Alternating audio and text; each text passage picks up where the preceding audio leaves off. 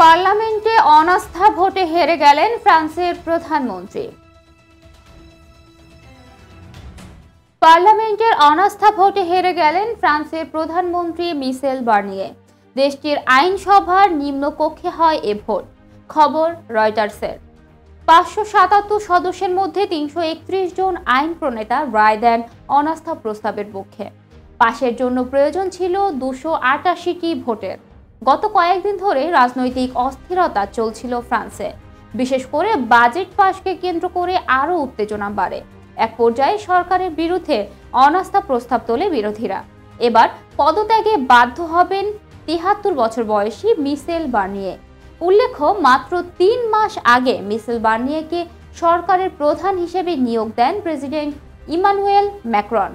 পরবর্তীতে উত্তরসূরি নির্বাচন না করা পর্যন্ত ভারপ্রাপ্ত প্রধানমন্ত্রী হিসেবে দায়িত্ব পালন করতে পারবেন মিশেল। ফ্রান্সের ইতিহাসে 1962 সালের পর প্রথমবারের মতো অনাস্থা ভোটের পতন হলো কোনো ফরাসি সরকারের। দর্শক, এই ছিল এখনকার মতো। পরবর্তী সংবাদ দেখার জন্য আহ্বান জানিয়ে এখানে শেষ করছি। ধন্যবাদ সবাইকে।